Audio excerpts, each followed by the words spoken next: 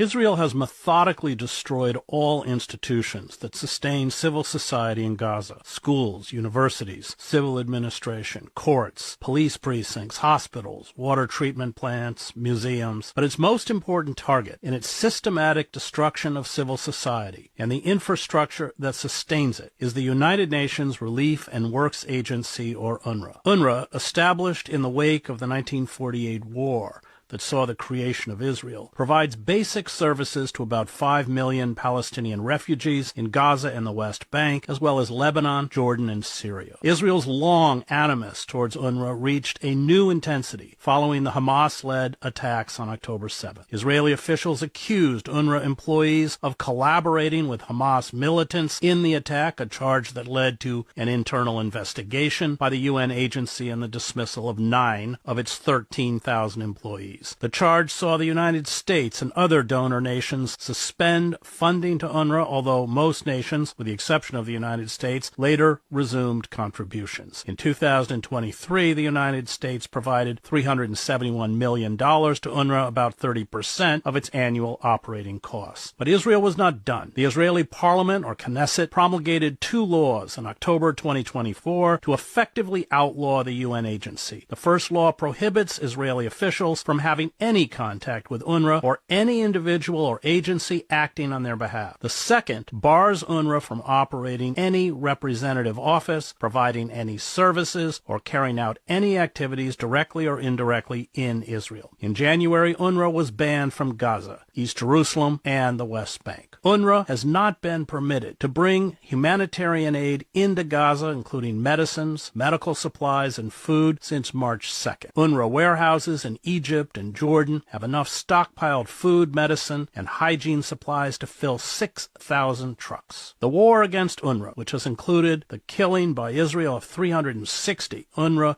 employees since the genocide began, has been accompanied by food shortages in Gaza that have resulted in widespread malnutrition and starvation. At least 100 children have succumbed in recent weeks to malnutrition and hunger. At the same time, Israel has set up the Gaza Humanitarian Foundation that uses poultry food packages to lure hungry and starving Palestinians to southern Gaza, where they will be held in concentration camps overseen by the Israeli military. The chaotic scramble to get a food package from one of 4 distribution points — UNRWA used to have 400 food hubs — has seen close to 2,000 Palestinians killed and thousands wounded by Israeli soldiers and U.S. mercenaries that run the Gaza Humanitarian Foundation.